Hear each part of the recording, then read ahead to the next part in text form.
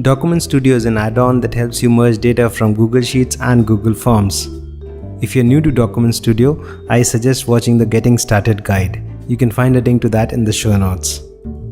And if you haven't done so already, please go to documentstudio.pro and install the add-on. So let's assume you run a cake shop. Your customers place order with the help of a Google form. The orders arrive in a Google Sheet. You get an email notification for the order. An email also goes out to the customer with the invoice, and also a PayPal link is included where they can pay the invoice. So in the next few minutes, I'll show you how to complete this entire workflow using Document Studio. Let's get started. The first thing we'll do is create a Google form.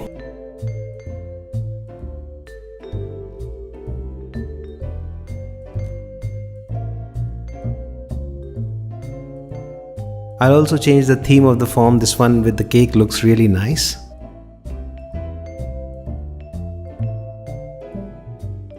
Then I'll add all the required questions. We'll be asking the customer's name, their email address, the postal address or the delivery address.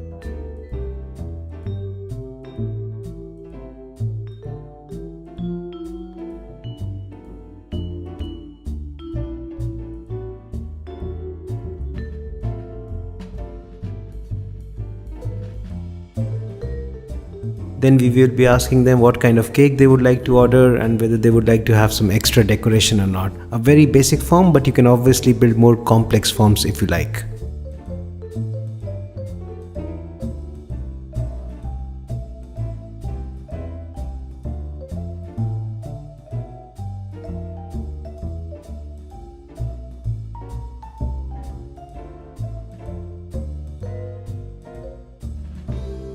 So now that our Google form is ready, we will link to our spreadsheet so that all responses are saved in the spreadsheet.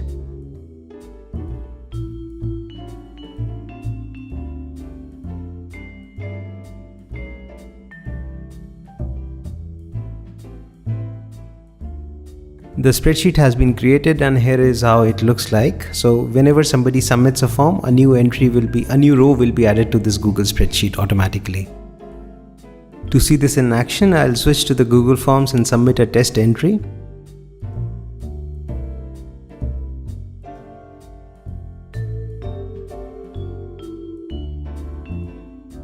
And as soon as I hit the submit button, you see that a new row has been added to the Google spreadsheet.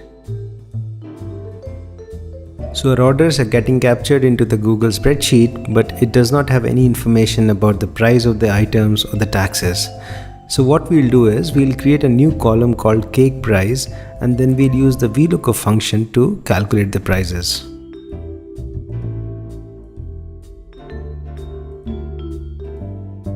Now we'll add another sheet to the spreadsheet that will be like our internal price list.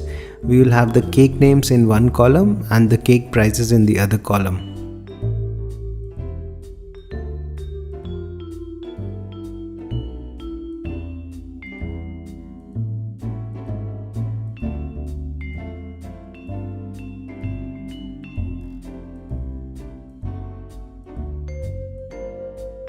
Next, we switch to the response spreadsheet and then use the VLOOKUP to get the prices based on the form answers.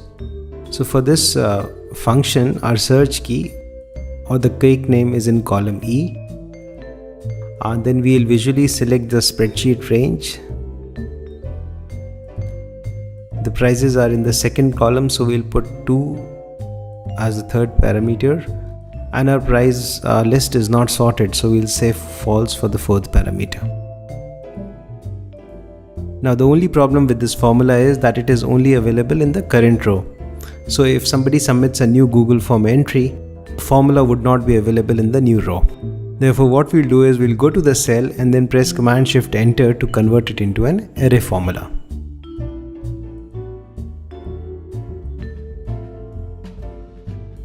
Oops, we are getting all these errors now, and that's because the cake names are empty for all the other rows. So the VLOOKUP function is failing because the search key is blank. So what we'll do is we'll change the formula slightly so that the VLOOKUP happens only when the cake name is not blank.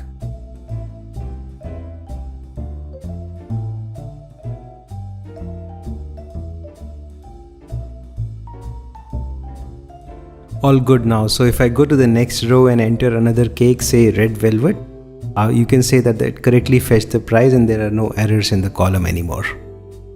We'll similarly add a new column to calculate the decoration charges. Now in this column, the basic formula is that if the customer has selected yes for extra decoration, we add 99 to the bill, else we do not do anything. So again, we use an array formula to apply the formula to the entire column, provided the extra decoration charges column is not blank.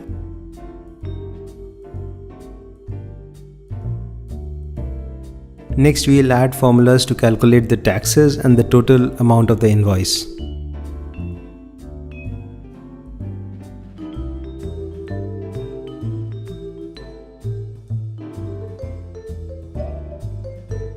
I'll try to put more detailed descriptions in the show notes so you have a better understanding of how these formulas work.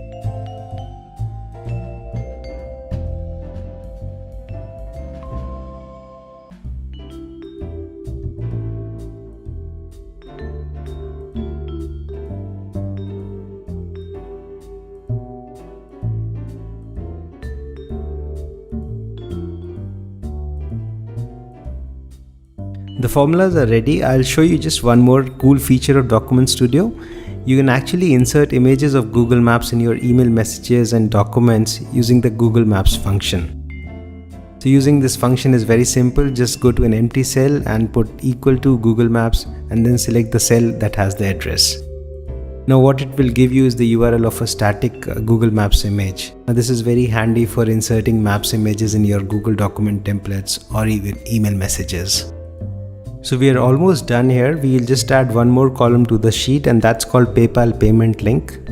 Now if you have a PayPal account, you can just put your email address, the amount of the invoice and the name of the item against which that invoice is raised, and the add-on will create a nice link that you can put in your email address, or you can put in your documents, the merged documents that users can click to pay your invoice.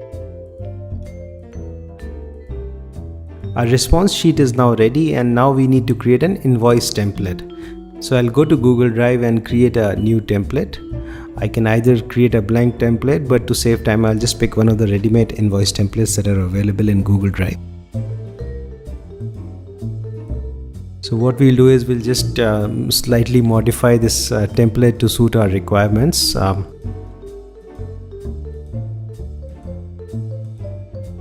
We'll add variable fields. Whenever you are adding variable fields, just remember to surround them with curly braces.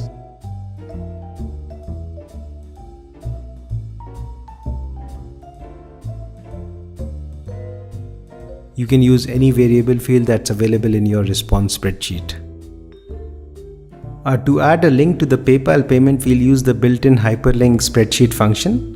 Now this takes two parameters. The first parameter of the function is the URL. Now in this case it will be a variable field because we are storing our PayPal links under PayPal payment link variable. And the next is the text. For branding purpose, we will also add a logo image to the invoice template.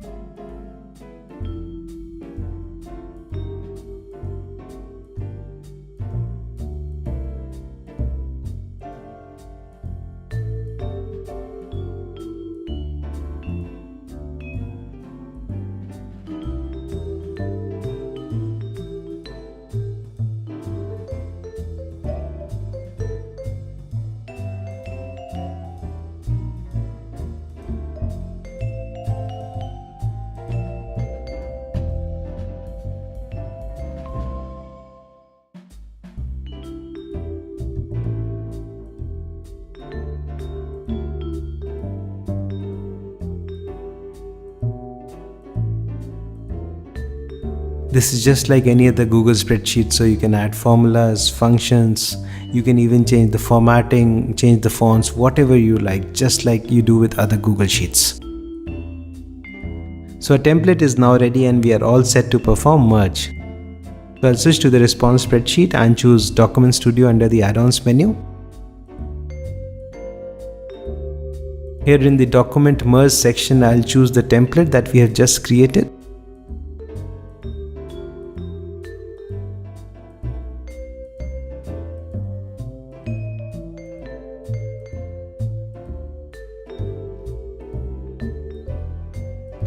We'll put the customer's name in the file name, so whenever a new order is generated, the customer's name is automatically added to the file name.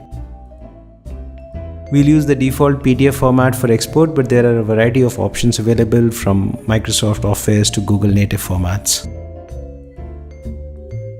Under the Google Forms merged section, I'll create the email template.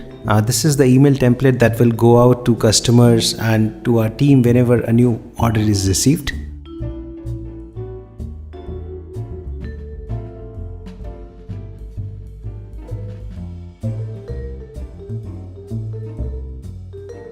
Like in document templates, you can also use variable fields in your email subject or email body.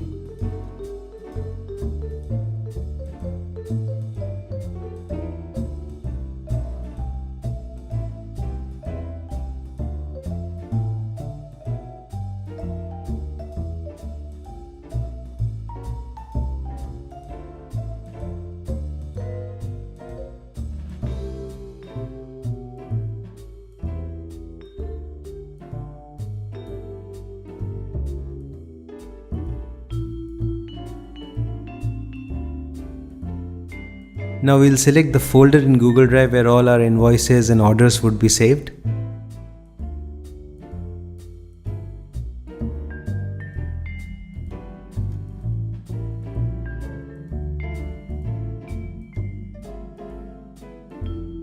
Now if you're expecting too many orders, your Google Drive folder can quickly get cluttered, so what we can do is we can neatly organize these files into subfolders. So these subfolders can also be dynamically generated based on your form answers. In the file sharing section, we have an option to share the merged documents with customer or with the team members. I'll skip this. Next, we have the Google Cloud Print connection. So as soon as an order arrives, it's immediately sent to the printer. I'll skip it for this example.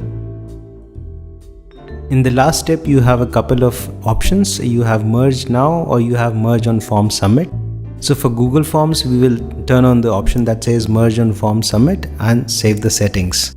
Now what we are essentially telling the add-on is, as soon as a new form is submitted, run merge and create all the documents and create the emails. So we are all set now. Our Google form is live and ready to take orders. So let's do a live test now.